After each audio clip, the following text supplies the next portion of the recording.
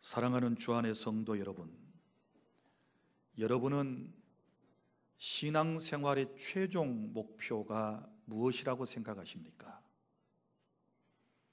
물론 쉽게들 대답을 합니다.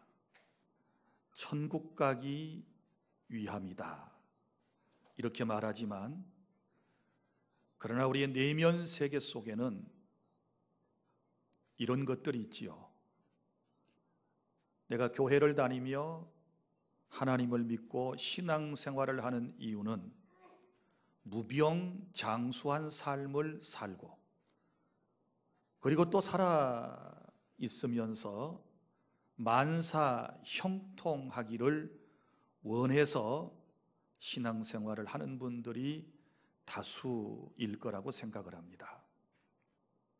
그러나 여러분, 무병장수, 만사형통, 이런 것들은 우리가 신앙생활을 하면 부수적으로 따라올 수도 있고 오지 않을 수도 있는 것들입니다. 오늘 우리가 말씀을 통해서 분명히 아셔야 할 것은, 신앙생활의 최종 목표는 하나님의 영광을 드러내기 위해서 예수님을 닮고 예수님처럼 살아가는데 그 목표가 있다는 사실을 기억해 주시기를 바랍니다. 그리고 이 땅에 세워진 주님의 몸인 교회 공동체와, 그리고 그 교회 공동체에서 사역을 하는 말씀의 사역자들이 하는 일은 이미 구원받은 여러분들을 예수 그리스도를 닮아가는 삶을 살아갈 수 있도록 도와주기 위함인 것입니다. 그래서 저는 오늘 여러분들에게 이 말씀을 통해서, 이 설교를 통해서 여러분이 예수님을 더 깊이 알고 더 많이 닮아가는 그런 삶이 되기를 바라는 마음으로 여러분들에게 하나님의 말씀을 전해드리도록 하겠습니다. 사랑하는 성도 여러분, 우리 자식을 낳아서 키워보신 분들은 아시겠지만, 한 어린 생명이 그 고통 가운데서 세상에 태어났으면 건강하게 잘 자라는 모습을 보는 것이 바로 부모님의 간절한 소망이라고 생각을 합니다. 만약에 생명을 가지고 세상에 태어난 아이가 건강하게 자라지 못한다든지, 생애 주기에 있어서 일반 보통 아이들이 해내는 그런 과정을 제대로 해내지 못한다면 얼마나 마음속에 낙심이 되겠습니까? 우리 영적인 사람도 마찬가지입니다. 우리가 예수님을 믿음으로써 하나님의 은혜 가운데서 소위 영적 탄생을 하게 됩니다. 이 영적 탄생을 또 다른 말로 우리는 거듭남이라고도 말하고 중생이라고도 말합니다. 우리의 영혼은 하나님께로부터 태어나도록 되어 있습니다. 그리고 새 생명을 가지고 태어난 우리의 영적인 사람은 날마다 하나님의 말씀과 은혜로 성장해 가야 우리 하나님 아버지께서 기뻐하신다는 사실을 기억하시기를 바랍니다. 그래서 오늘 말씀의 내용이 무엇입니까? 자라라, 이렇게 말씀하지요. 누구에게까지 자라야 되느냐? 범사에 그에게까지 자라라. 그가 누구입니까? 예수님을 말씀하는 거지요. 그래서 우리의 삶의 신앙의 최종 목적은 바로 그리스도를 닮는 데 있다라고 제가 여러분들에게 말씀을 드린 것입니다. 그런데 안타깝게도 제가 수십 년 동안 여러분들의 신앙생활을 지도해 오면서 보고 느낀 것은, 어떤 사람은 영적 탄생이 있은 후에 정말 정상적으로 신앙이 쑥쑥 잘 자라가는 분들이 있습니다. 그런데 또 어떤 사람들은 그렇게 오랫동안 예수님을 믿고 신앙생활을 하고 날마다 예배하고 하나님의 말씀을 듣고 나름대로 기도한다고 하면서도 성장하지 못하고 성숙하지 못하고 영적 유아 상태에 머물러 있는 이런 사람들이 있는 것을 보면 정말 마음이 너무너무 아픈 것입니다. 사랑하는 여러분, 인간의 육신은 세상에 태어나면 짐승의 육체도 그렇지요. 세상에 태어나면 하나님의 섭리에 의해서 자연적으로 성장해 갑니다. 특별한 일이 없는 한. 그러나 영적 성숙과 성장은 절대로 그냥 되어지는 법이 없습니다. 영적 성숙과 성장에는 그 방법이 있고 그 방법을 따르게 되었을 때 저와 여러분의 신앙이 건강한 모습으로 쑥쑥 자라게 될 것을 믿으시기를 바랍니다. 탐 알렌이라고 하는 사람이 이런 글을 썼습니다. 믿음이 성장하지 못하는 10가지 이유를 그의 책을 통하여 우리에게 깊은 교훈을 주고 있는데, 왜 신앙생활을 그렇게 하면서도 믿음이 성장하지 않는가? 10가지를 지적을 했는데, 첫 번째는 그리스도와의 내적 생활을 무시하고 외양에만 치우치기 때문에 믿음이 자라나지 않는다라고 말했습니다. 옳은 얘기입니다. 여러분, 우리가 예수님을 만나고 난 이후에 항상 우리의 내면이, 우리의 영이 그리스도와 이 항상 내적인 친밀감이 중요하거든요. 그런데 내적인 친밀감보다는 외양에 치우쳤다 그랬죠. 외양에 치우쳤다는 말은 사람들 보기에 잘 보이려고 노력을 했다. 이런 사람들은 신약 성경에도 나오지요. 서기관과 바리새인들이 어땠습니까? 사람들이 많이 왕래하는 사거리에 딱 서서 아주 거룩한 옷을 입고 그리고 거룩하게 걸으면서 얼마나 거들먹거리며 외식을 했습니까? 이런 사람들의 신앙이 올곧게 성장할 수 있겠습니까? 오늘 우리의 모습은 어떻습니까? 주님과 친밀한 교제, 그 관계성보다도 외양에만 너무 치우쳐서 사람들에게 잘 보여서 혹은 사람들에게 인정을 받고 사람들에게 박수를 받고 사람들에게 칭찬을 받으려고만 하게 되었을 때 정작 자기 신앙은 자라지 못한다는 것을 아시기를 바랍니다. 그리고 두 번째는 교회에서 이탈해 나와 혼자의 힘으로 성장하려고 하기 때문에 믿음이 성장하지 못한다라고 지적을 했습니다. 여러분, 분명히 아셔야 할 것은 이 땅의 교회는 완전한 교회 없다 그랬지요. 완벽한 교회 없다 그랬지요. 늘 여러분들에게 드리는 말씀이 지상의 교회는 공사 중이다, 이렇게 말씀을 드렸고, 또 진정한 교회는 구원받은 여러분 한 분 한 분들이 교회이다. 그래서 내가 온전하지 못한 것은 결국 교회가 온전하지 못한 것과 같다라고 하는 말씀을 드렸습니다. 그러나 이 땅의 교회가 온전하지 못함에도 불구하고 하나님께서는 이 땅의 교회를 세우셨고 이 땅의 교회를 통하여 저와 여러분들의 신앙을 세워나간다는 사실 또한 믿으시기를 바랍니다. 혼자 힘으로 성장하려고 하는 사람들, 교회가 다 타락했으니, 성직자들이 전부 다 하나님의 뜻을 거스리고 있으니 나는 교회 밖으로 나와야 되겠다 해서 혼자 집에서 예배하고 혼자 성경 읽고 혼자 기도하는 사람들의 신앙이 자라나는 것을 보셨습니까?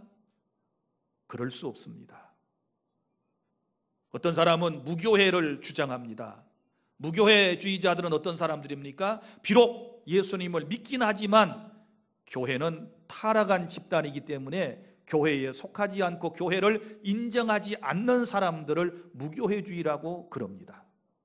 최근에는 여러분이 잘 아시는 것처럼 여러분의 주변에 그런 사람들이 많은 것처럼 분명히 기도도 하고 예수님을 믿는다라고 말하면서 정작 교회에 출석하지 않는, 교회에 나가지 않는 이런 사람들이 있지 않습니까?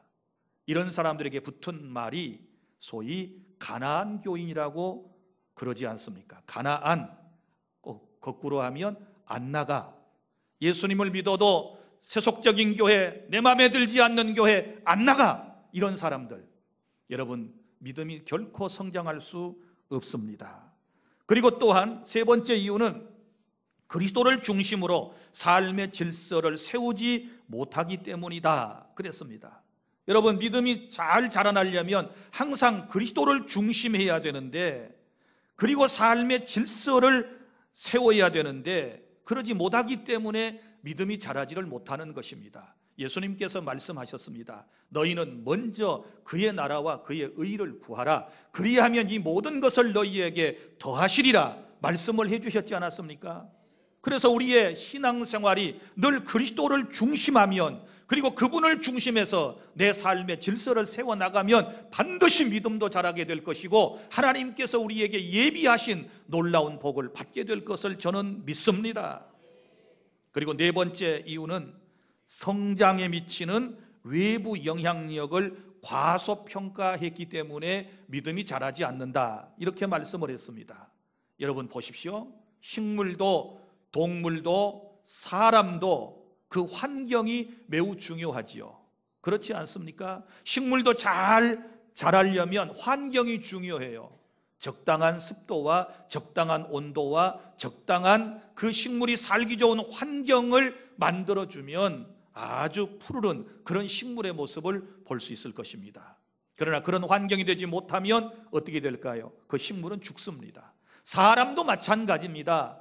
태어날 때부터 정말 좋은 환경 속에서 그 인생이 성장기를 거치게 되면 대부분 특별한 경우를 제외하고는 모두가 다 훌륭한 인품과 인격을 가지고 그렇게 살아가게 될 것입니다. 신앙의 세계도 마찬가지입니다. 우리 영적인 사람도 마찬가지입니다. 여러분 보십시오. 왜 믿음이 성장하지 않는가? 제가 환경이 중요하다 그랬지요.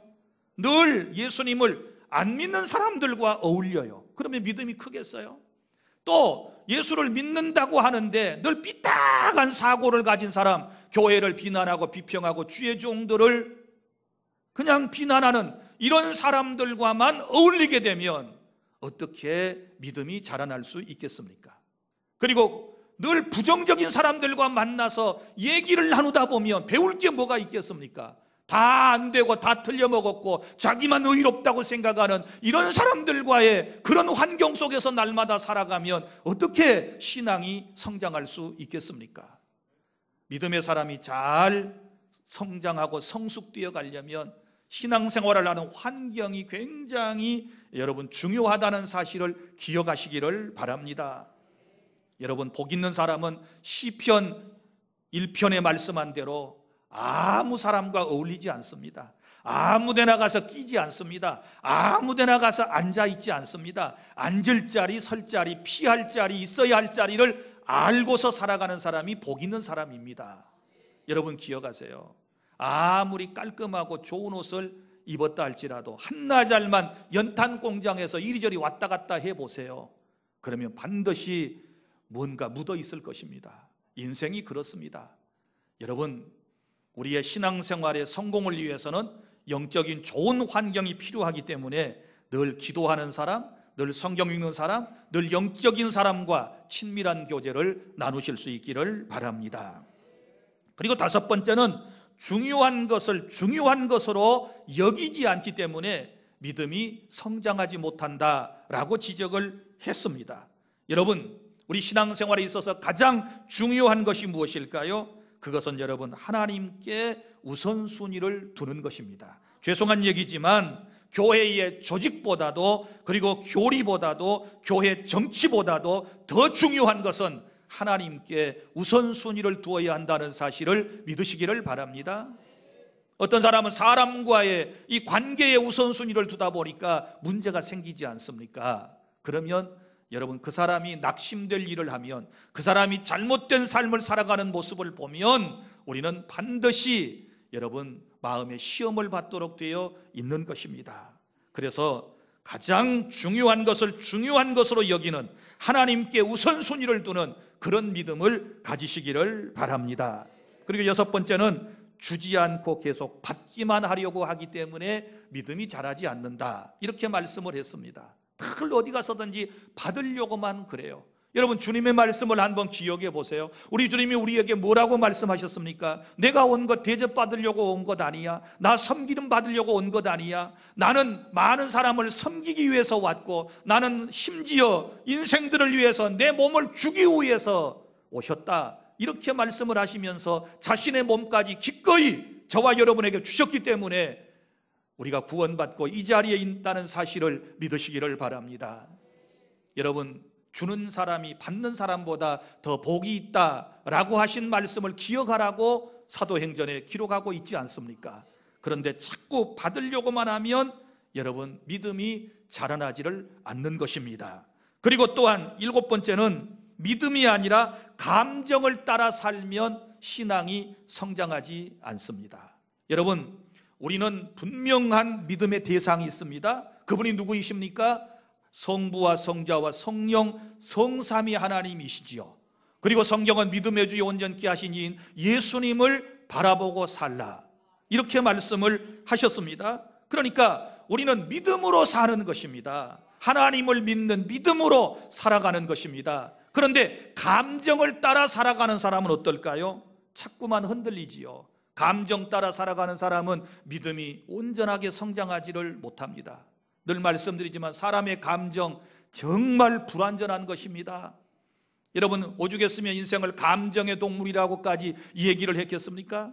우리의 감정 한번 살펴볼까요? 여러분, 오늘 같은 날은 굉장히 쾌청하지요. 쾌청해요. 바람도 살살 불고 온도도 아침에 일어나니까 한 19도 정도, 지금 22도 정도, 습도가 없고 너무너무 상쾌하고 좋아요. 이러면 기분이 좋아져요. 그런데 이런 좋은 환경에서도 기분이 안 좋은 표정으로 지금 설교를 듣는 사람은 뭔가 비용이 있어요. 자, 그러다가 갑자기 날이 또 더워진다 그러면 어때요? 그 좋았던 감정은 사라져버리고 짜증이 나는 거예요. 짜증이 나요.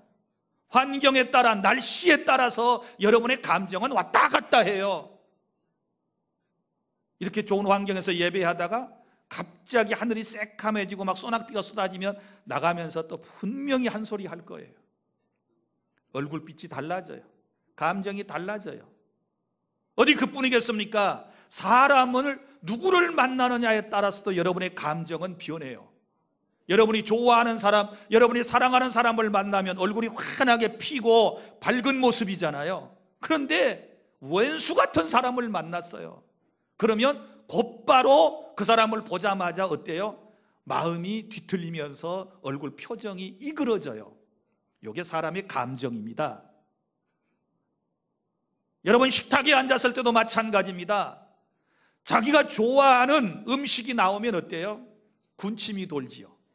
그런데 자기가 제일 싫어하는 이상한 음식이 나왔다 그러면 그거 냄새를 맡는 순간부터 어때요?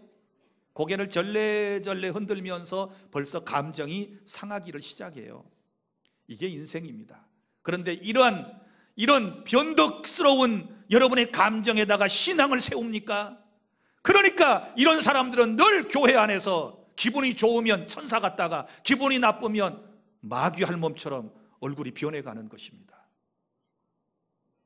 여러분, 왜 믿음이 성장하지 않는다고요? 하나님을 믿는 믿음 위에 세운 것이 아니라 자기의 감정 위에 신앙을 세우려고 하기 때문에 감정 따라 움직임으로 신앙이 성장하지 않는다. 깨달아지시면 아멘.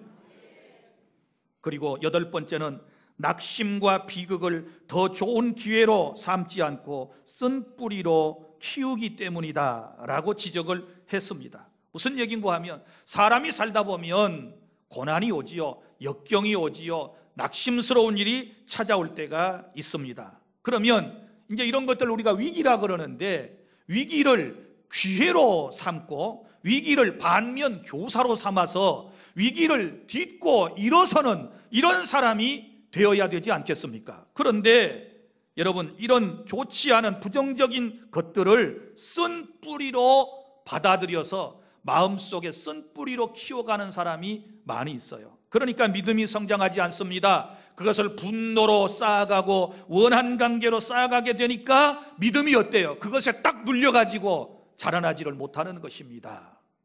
그리고 10번째는 한량없는 하나님의 은혜와 주님의 완전한 용서를 받아들이지 않기 때문에 믿음이 성장하지 않는 것입니다. 여러분, 한량없는 하나님의 은혜로 우리가 구원받았음을 믿으시기를 바랍니다. 우리 하나님은 여전히 저와 여러분을 사랑하고 계심을 믿으시기를 바랍니다. 그분의 사랑은 변함이 없습니다. 할렐루야. 그리고 그 사랑에 기인한 주님의 용서 또한 완벽하다는 사실을 믿으시기를 바랍니다. 어떤 죄인이라도 회개하고 주님 앞에 와서 용서를 빌면 우리 주님은 기억조차도 하지 아니하시고 완전히 우리의 모든 죄악을 용서해 주신다는 이 믿음을 가지면 우리의 믿음이 쑥쑥 자라는 것이고, 이런 믿음이 없으면 늘 죄책감에 시달리기 때문에 신앙이 자라지를 못하는 것입니다.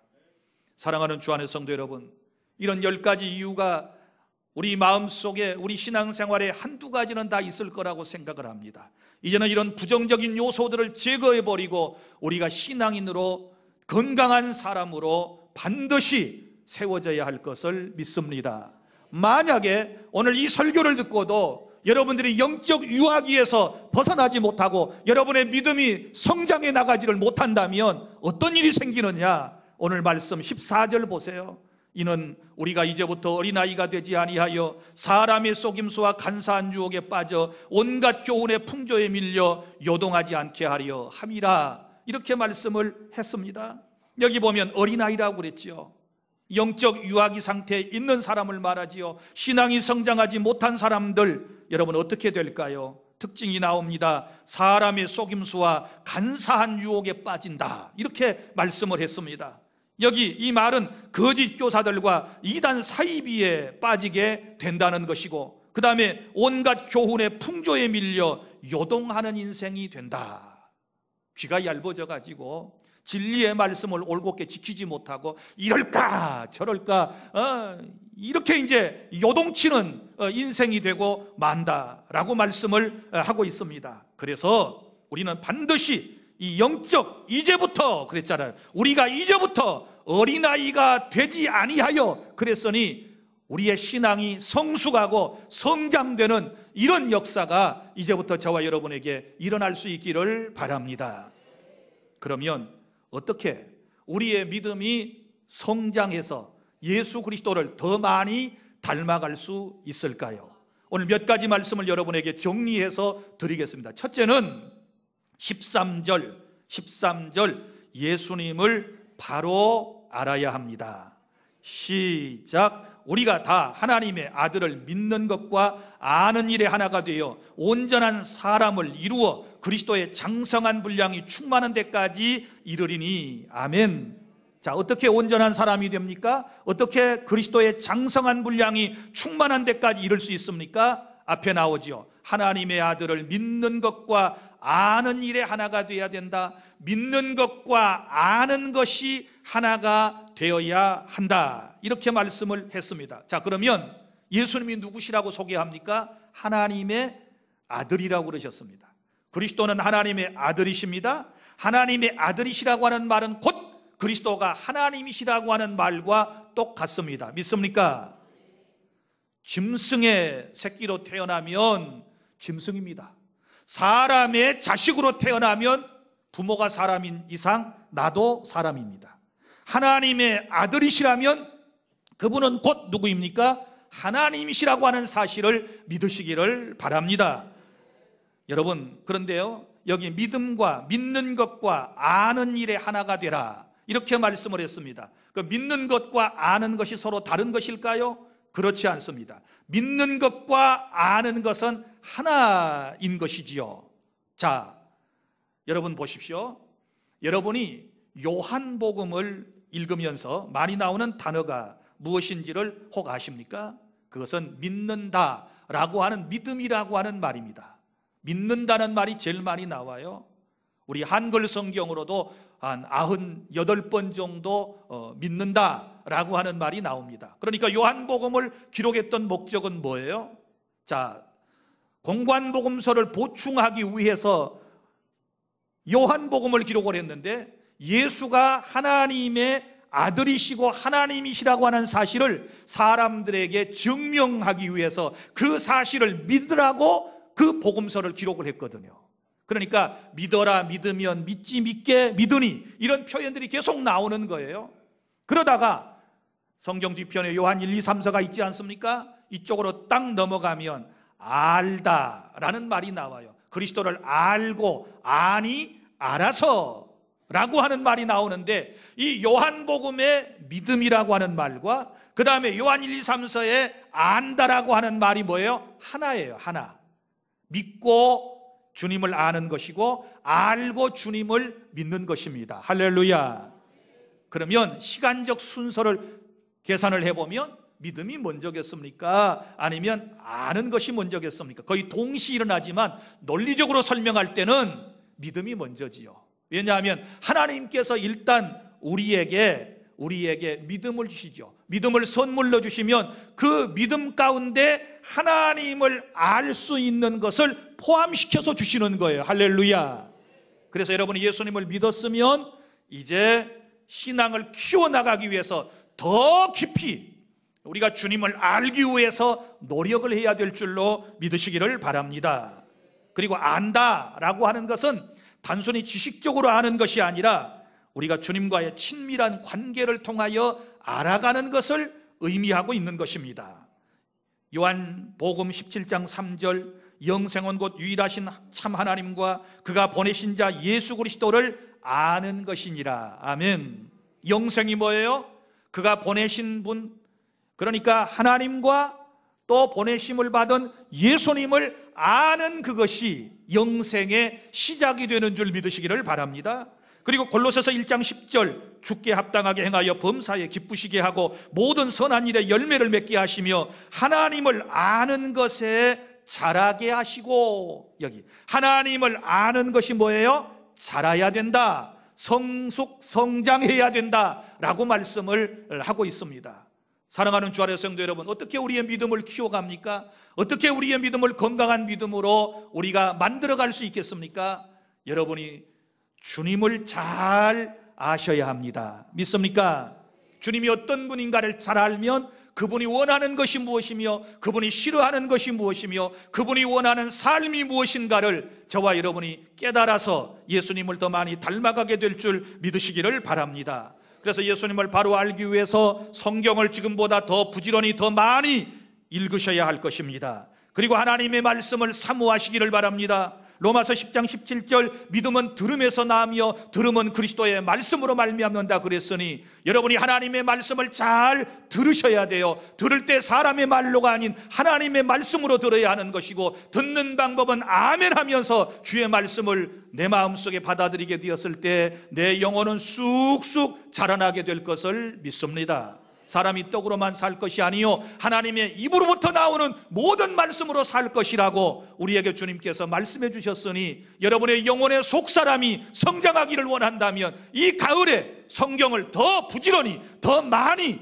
여러분이 읽어서 영혼을 쑥쑥, 여러분의 믿음을 쑥쑥 키워 나가실 수 있기를 바랍니다. 여기 13절에 장성한다 라고 하는 말씀이 나오는데, 장성한다라고 하는 것은 두 가지 의미를 포함하는 말입니다. 먼저는 나이와 관계가 있습니다. 나이를 먹어간다 그 말이죠.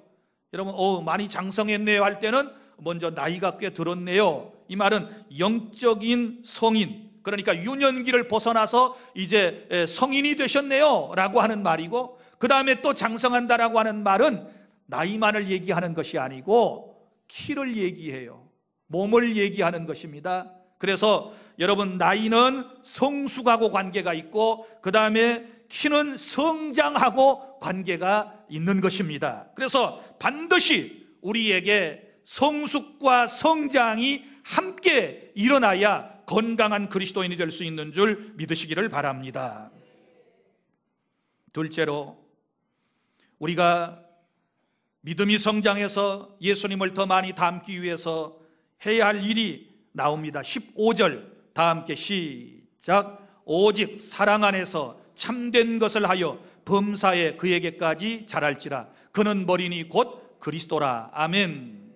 자, 사랑 안에서 참된 것을 하여야 우리의 신앙이 성장하게 되는 것입니다. 그런데 앞에 오직 사랑 안에서 참됨이라고 하는 것은 진리를 말해요. 참된 생활을 의미하는 것입니다.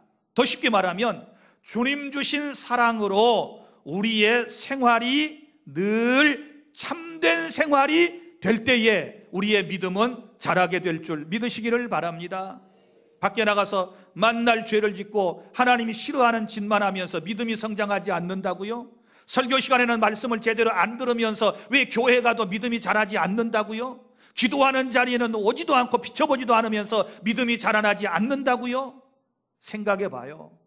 사랑하는 여러분, 사랑 안에서 참된 일을 하십시오.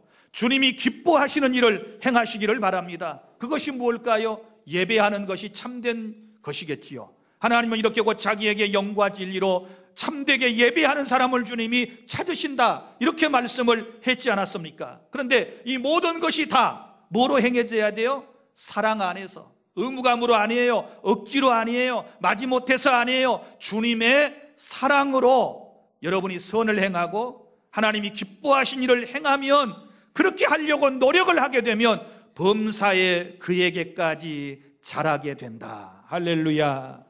노력을 해야 돼요. 노력을 해야 돼요. 뭐라도 하루에 한 가지라도 일일 일선을 생각해 봐야 돼요. 하루에 한 가지라도 내가 선한 일을 하고 참된 일을 하면, 그것도 사랑으로 하게 되면 나 자신도 모르는 사이에 믿음이 성장하게 될 것입니다. 항상 진리 안에서, 복음 안에서 생각하고 복음 안에서 말하고 복음 안에서 행하는 이 일이 있게 될 때에 우리 하나님께서는 우리의 믿음을 성장하도록 만들어 주실 줄로 믿으시기를 바랍니다. 그래서 늘 무슨 일을 행동하기 전에 예수님이시라면 이때 어떤 생각을 하셨을까? 예수님이라면 어떤 생각을 하셨을까? 예수님은 이럴 때에 어떤 표정이셨을까? 그리고 예수님은 이런 상황에서 어떻게 말씀을 하셨을까? 그리고 예수님이라면 어떻게 행동을 하셨을까? 이걸 늘 생각을 하고 우리가 그 다음으로 이어지게 되면 우리는 실수하지 않습니다. 믿습니까? 주님 생각하지 않고 자기 마음대로 자기 감정에 따라서 살아가게 되면 우리가 실수와 허물이 생길 수밖에 없음을 꼭 기억해 주시기를 바랍니다.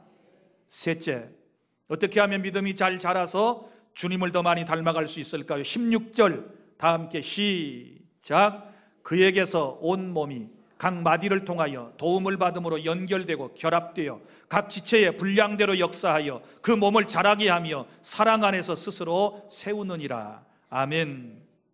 자, 그에게서 온 몸이 각 마디를 통하여 뭘 받아요? 도움을 받아요.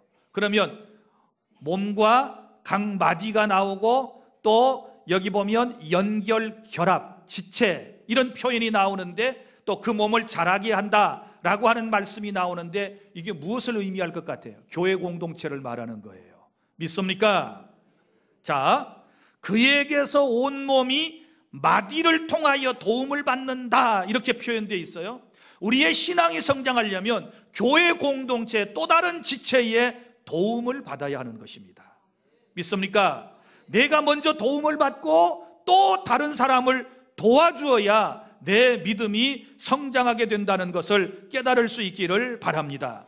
여기 연결된다, 결합된다 라고 하는 이 말은 교회 공동체 안에 긴밀한 유대관계를 강조한 그런 말씀입니다. 다시 말하지만 신앙이 여러분 건강하게 잘 자라나려면 절대 나 홀로는 안 돼요. 공부는, 세상 공부는 독학이 가능하지만 신앙은 독학 가지고 안 돼요. 세상 공부는 인터넷 앞에서도 인터넷 강좌를 들으면 가능할지 몰라도 신앙생활은 TV 앞에서, 인터넷 앞에서 설교를 듣고 성경 공부한다고 되어지는 게 아니에요. 깨달을 수 있기를 바랍니다.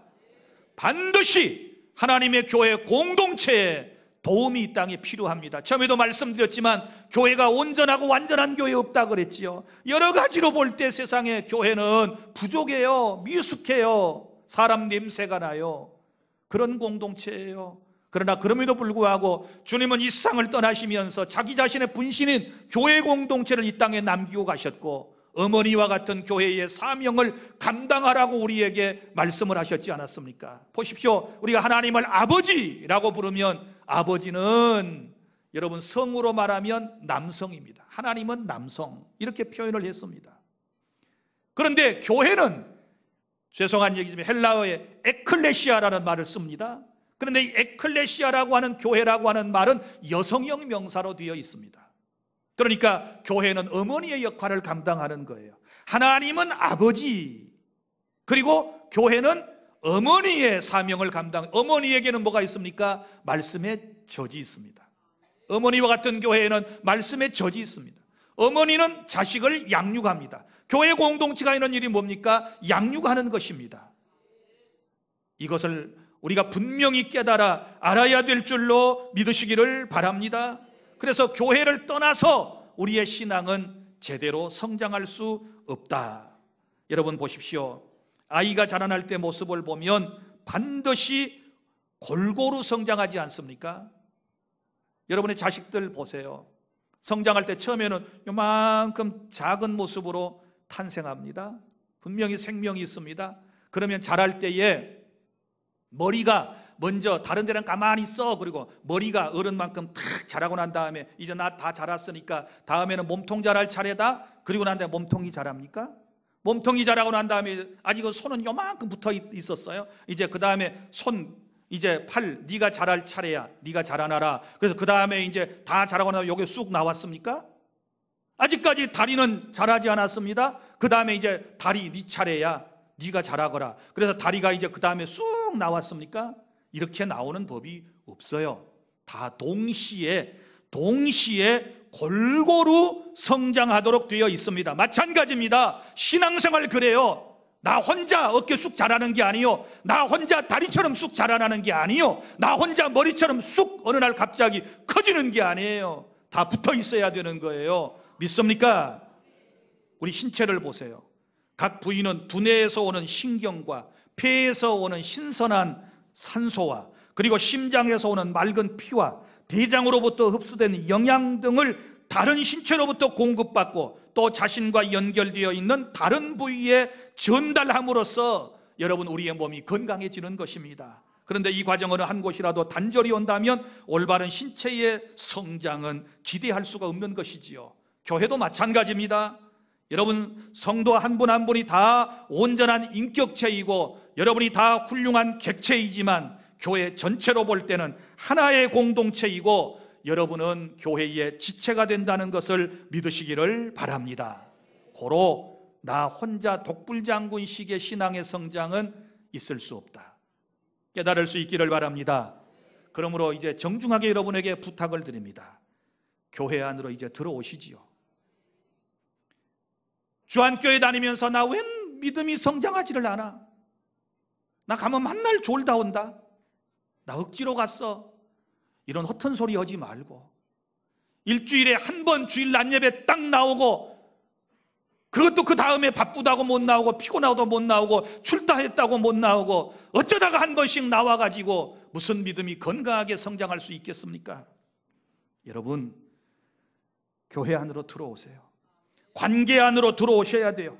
자꾸 외톨이로 남으려고 해서는 안 돼요. 남들이 안 챙겨주면 여러분이 스스로 찾아서 들어와야 돼요. 여기 보세요. 사랑 안에서 스스로 세우느니라 그랬어요.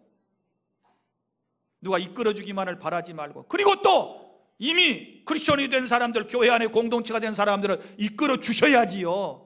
무슨 자기만 살겠다고, 자기만 신앙생활 잘하겠다고 그래요. 믿음이 연약하고 부족한 사람이 있으면 이끌어주고 보살펴주는 것도 여러분이 해야 할 일인 줄로 믿으시기를 바랍니다.